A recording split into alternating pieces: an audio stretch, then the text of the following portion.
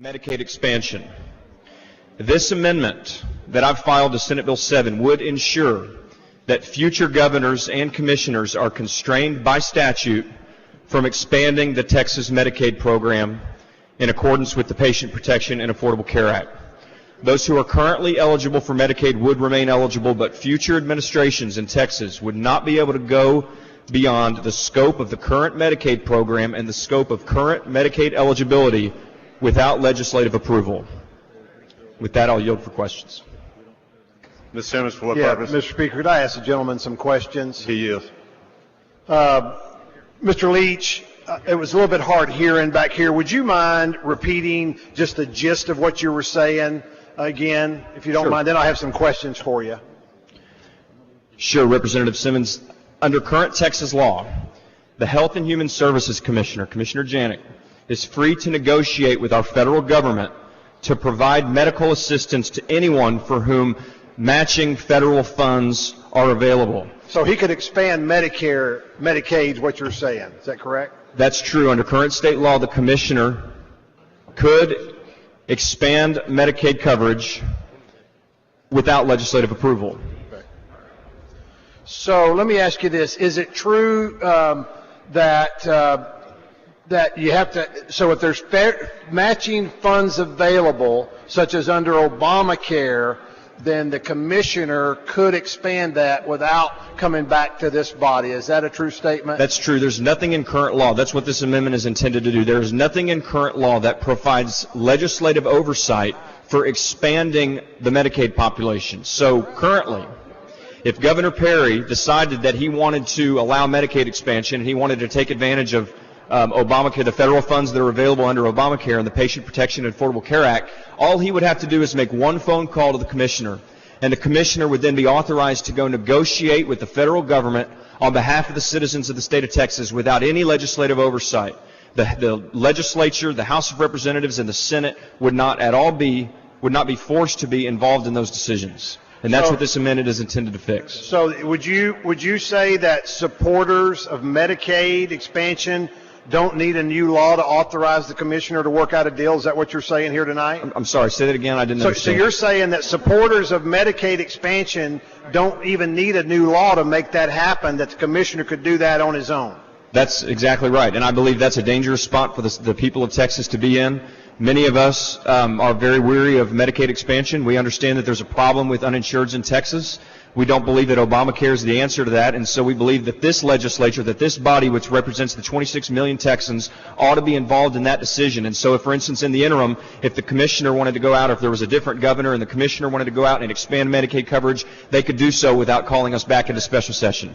So are you also saying that because we have would you agree that we have a governor that's committed to reforming our broken Medicaid system, not expanding it right now? Look, all this amendment's entitled to do is to give the legislature oversight in this area. It's a simple amendment. It's straightforward. I believe it's one sentence long, and so with that, I'm going to move passage. Okay. Chair recognizes Representative Raymond. Members, let me see it.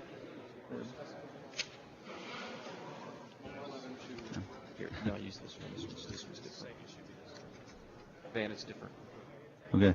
Members, this amendment doesn't affect SB 7 because SB 7 doesn't expand care to anyone who isn't already on the wait list. So it does not directly affect Senate Bill 7. Obviously, this amendment is a bigger debate. I'll leave it to the will of the House, but it doesn't in any way affect Senate Bill 7. So I'll leave it up to y'all. Whoever wants to debate it.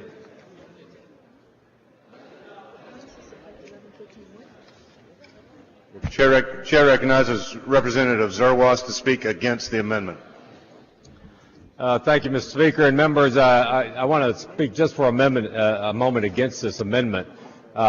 Certainly, I understand that it would be the preference for this body to be involved in some of the major decisions, such as the expansion of Medicaid. There's no doubt that that's a very important thing for us to consider. And as most of you all know, there was a few efforts to try to have that policy discussion among this body. We didn't have that opportunity, but I think it's one that we should have had the opportunity to discuss, consider, vote up or vote down in terms of where the state of Texas goes on this. We only meet every other year for 5 months. there are a lot of things that happen that involve federal matching funds that are incredibly important. Ms. Lautenberg, State for of what Texas. purpose? Yes, would the gentleman yield, please? Just for a couple of points I'll make there, Jody, and yet. I'll surrender the mic here to you. But the point is that one of the very important things that we negotiated outside of the purview of the legislature to some extent was the 1115 waiver. And I think each and every one of you have heard a lot about that in your own districts in terms of what the potential benefits are attendant to that. But that's local money that's put up to match federal dollars that are being allowed to be used for the provision of health care within the different regions out there. And it is a lot of money that is coming to the benefit of all your counties and all of the regions that you live in. We have a whole number of waivers out there that we as a state participate in. Those are negotiated by the commissioner on a year-by-year basis. They are very important in terms of really stretching the dollars that we have in the state of Texas for the purpose of providing care to more individuals out there. And so I'm concerned that the broad stroke that this amendment makes is going to really handicap our ability to continue to do the things that we know make a difference in terms of stretching our dollars and ultimately delivering health care. I am not a proponent of expanding Medicare. I'm the first to tell you that the Medicaid system is very fragile, and if we were to throw another 1 million people into it, that's not the right answer. But this particular provision, in terms of restricting any ability to utilize matching funds from the federal government for the provision of health care, is not the right amendment for this bill. It's not the right amendment in general for us to adopt right now. And with that, Mr. Speaker, I call a point of order. Thank you, Mr. Speaker. Members, to clarify my amendment, because I want to make this clear, I don't want anyone in this chamber to feel like they're being misled as to what this does. If the legislature, if the state wants to expand Medicaid coverage under the Patient Protection and Affordable Care Act, whether it's in 7 months, a year, 2 years, 4 years from now, it can do so. But it cannot do so without legislative approval. It cannot do so without the 150 members in this chamber and the 31 members in the other chamber giving their approval. Medicaid expansion and federal funds and buying into the Patient Protection and Affordable Care Act is too big of a decision for the future of this state to be made by one person. And I believe that the legislature ought to be involved, ought to give their approval, and I move passage. Ms. Simmons, for what purpose? Yeah, I need to ask a few questions of Mr. Leach. Leach, you yield? Gladly. He yields. We're not trying to affect the current. See, a lot of the people that are IDP populations that are already qualified are on the list. Right. Mr. Leach, we may have to ask for a waiver. You're not trying to hurt any of the people that are currently qualified, is that correct? Not at all. Would you be interested in taking any type of amendment to your amendment that allows that, or you want to do that at a later time? That's clear in the amendment as it stands. If you actually read the text of the amendment, it says the department may not provide medical assistance to any person who would not have otherwise been eligible for that assistance under the criteria for medical assistance as of December 31st, 2013. So anyone that's currently eligible for Medicaid assistance under the current criteria would not be affected by this amendment. Okay, let me ask you this, Mr. Leach. Your amendment, would it constrain by statute future governors and commissioners from expanding the Medicaid program without getting our approval? Future Medicaid expansion in Texas would require, under this amendment, would require legislative approval. And like you said earlier, it is true that currently those people that are eligible would remain eligible. Is that correct? Yes. All right. And some people might be on the waiting list, and we might need to get a waiver for those already on the waiting list. That will not affect people on the waiting list. And Representative Simmons, I think you should probably make a motion that these remarks should be included, reduced to writing and included in the journal for legislative intent. And I will do that. Now, let me ask you another question. Would you agree that Medicaid is a vital program for our state, for the elderly and disabled? Absolutely, yes. And also for pregnant women and children? Yes. And do you think it was ever mentioned to be meant to be an open-ended entitlement? No, I do not believe that. I believe the majority of the members in this chamber do not believe that. And let me reiterate here, because I want the members to understand that if we want to have the debate about the Patient Protection Affordable Care Act, about Obamacare, about expanding Medicaid, let's have that debate. Let's have that debate in this chamber, in this legislature. But to give one person power to go negotiate with the federal government on behalf of the 26 million citizens of Texas, I believe, puts the state of Texas and for future generations in a very precarious spot. That's what we're elected to do, is to be involved in and to be making these decisions on behalf of the people that send us here, including people who may or may not be eligible for Medicaid. How much does Medicaid now in our budget? Do you know about? I believe it's approximately, I haven't seen the latest budget, but I believe it's approximately 25% of state spending. Do you realize that you're amending a bill that will actually reduce our spending on Medicaid? I do. That SB 7 is actually a bill that is designed to put the care for intellectual disabilities and others in a managed care scenario? Yes, sir, I do. I believe Senate Bill 7 is a good bill, and I believe it becomes a great bill with this amendment. And your amendment doesn't take anything away from that. Is that true? No, sir. It adds to what can be a really good bill that's set up by my senator, Senator Nelson. Is that correct? Absolutely. And again, let me say for the final time, every member in this chamber, every person that's listening to me, whether they're in the House or the Senate, you want to be involved in these decisions. I know there's two bad words that no one wants to mention right now, and that's the word special session. But I promise you that if next March our commissioner wants to go negotiate with the federal government, you at that time are going to want to be involved. You're going to want to come back here and be involved in that debate.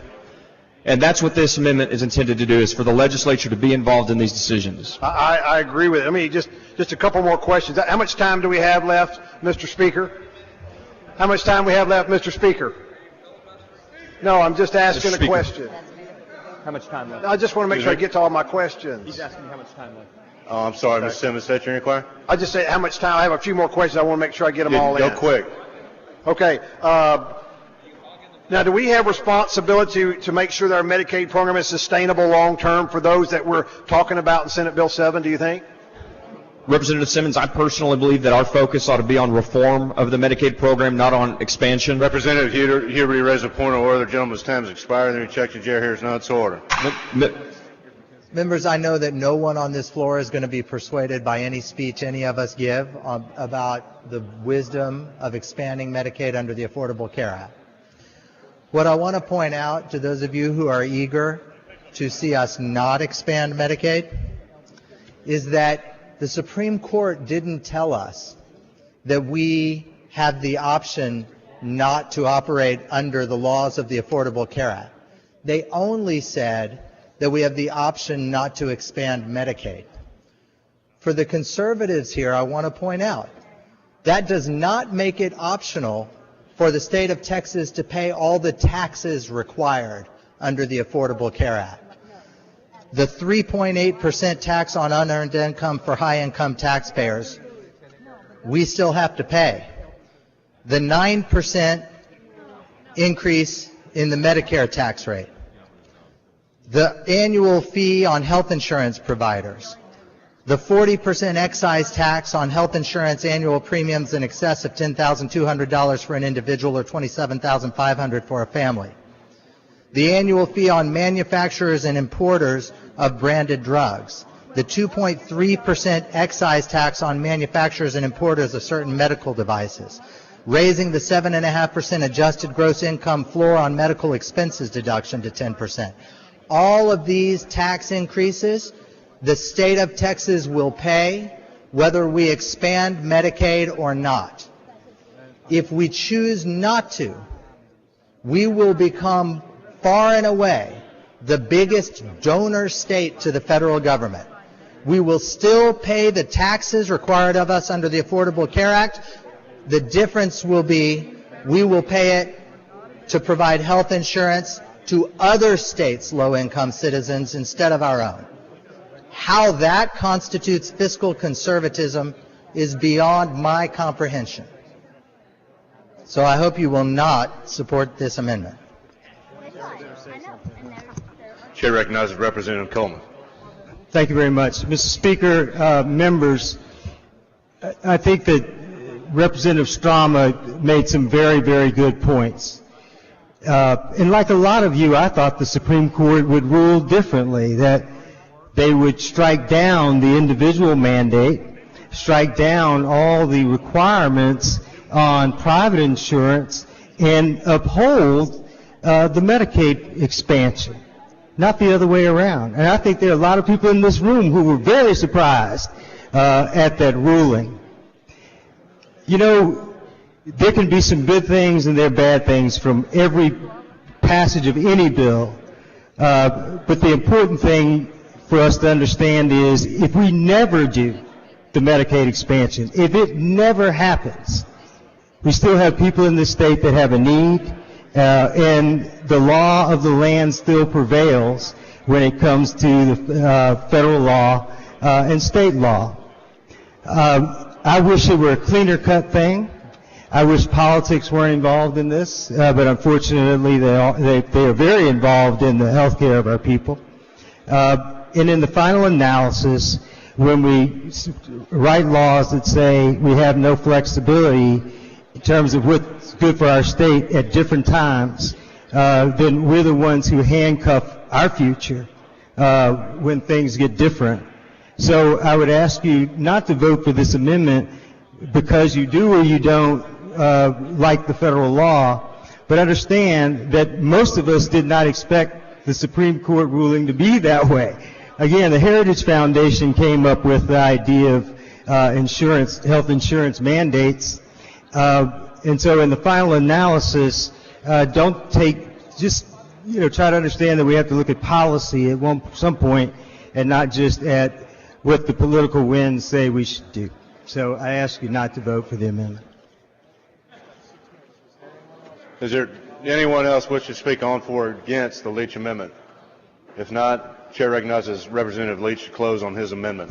Thank you, Mr. Speaker. Members, this is a big decision. Medicaid expansion, Patient Protection and Affordable Care Act, these are big issues, and I understand that, and they're issues that are contentious upon which many of us in here probably disagree. This amendment, all it says, again, for the last time, really for the last time, is that this legislature ought to be involved in the process and ought to have a vote instead of just one.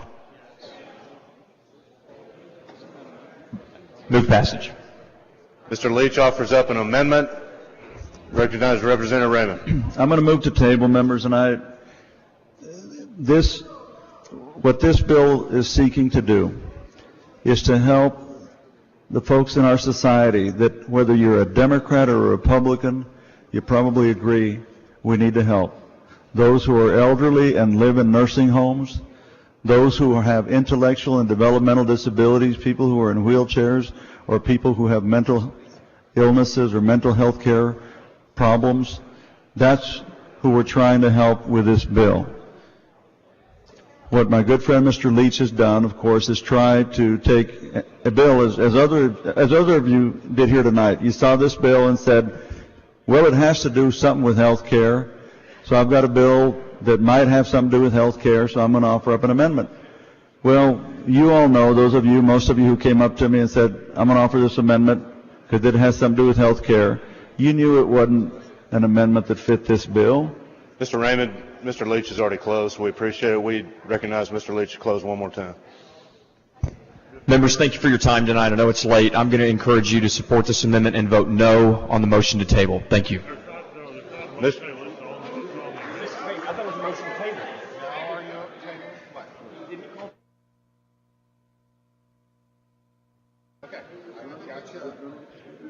Mr. Leach offers up an amendment.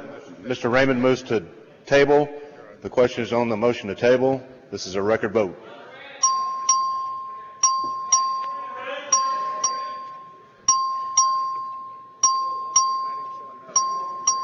Show Representative Patty voting no. Show Mr. Leach voting no. You have time, members. Have all members voted? Have all members voted? Motion to table is defeated. 59 ayes, 87 nays.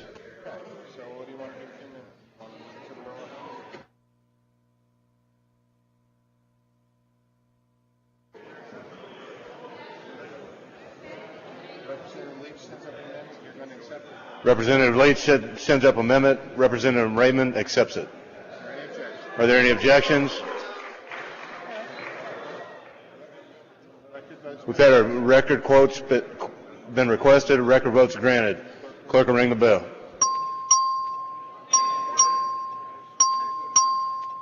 Show Leach voting aye. Have all voted? Have all voted? There being 87 ayes, 57 nays, the amendment passes.